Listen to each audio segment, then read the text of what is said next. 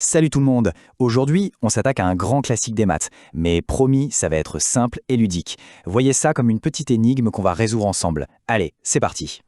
Alors voilà la grande question. Comment on fait concrètement pour savoir quelle surface se cache à l'intérieur d'une forme toute ronde? C'est le petit mystère qu'on va élucider aujourd'hui. Et pour résoudre cette énigme, il y a une clé, une formule. Franchement, elle est super élégante et puissante. La voilà. A égale pi fois r au carré. C'est elle, notre guide.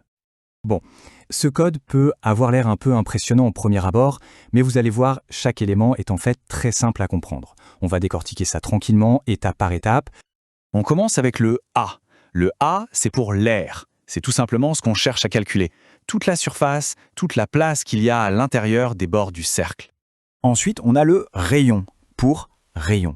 Imaginez le point pile au centre du cercle. Eh bien, le rayon, c'est la distance entre ce point central et n'importe quel point sur le bord. Et petit truc à savoir, c'est toujours la moitié du diamètre.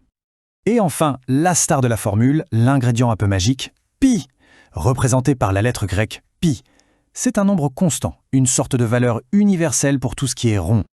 Alors oui, pi a une infinité de chiffres après la virgule, c'est un peu fou. Mais la bonne nouvelle, c'est que pour la plupart de nos calculs, on n'a pas besoin de se compliquer la vie. On va utiliser son approximation la plus connue, environ 3,14.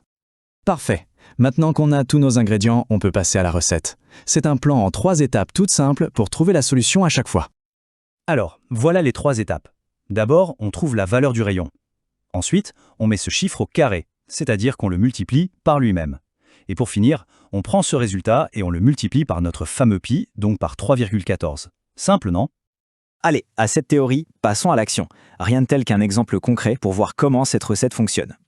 Alors, imaginons qu'on ait un cercle devant nous, et on sait que son diamètre, la ligne qu'il traverse en son milieu, fait 4 mètres. C'est notre point de départ. Bon, première étape de notre recette, il faut trouver le rayon. On a dit que le rayon, c'est la moitié du diamètre. Donc on prend nos 4 mètres, on divise par 2, et ça nous donne 2 mètres. Voilà, première pièce du puzzle en place. Facile! Ok, on a notre rayon de 2 mètres. L'étape suivante de la formule, c'est de le mettre au carré. Mètre au carré, ça veut dire le multiplier par lui-même. Donc 2 mètres fois 2 mètres, ça donne 4. Et attention, détail super important, l'unité change. On passe à des mètres carrés. C'est logique, puisqu'on mesure une surface maintenant. On y est presque. Il ne nous reste plus que la dernière étape, la touche finale avec notre ingrédient magique.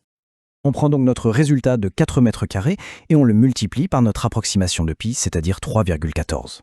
Le calcul final est posé. Et voilà le résultat. 3,14 fois 4, ça nous donne 12,56. L'aire de notre cercle est donc d'environ 12,56 mètres carrés. On a notre réponse. Donc voilà, ce qu'il faut vraiment retenir, c'est ça. En suivant ces 3 petites étapes, on a trouvé que tout l'espace à l'intérieur de notre cercle de 4 mètres de diamètre est de 12,56 mètres carrés. Et ce processus, il marche à tous les coups. Au final, cette formule A égale pi r carré, c'est bien plus qu'une suite de symboles. C'est une véritable clé. Une clé qui ouvre la porte à la compréhension de tout ce qui est circulaire autour de nous. La question maintenant, c'est de savoir quels autres mystères cette clé va-t-elle pouvoir nous aider à résoudre.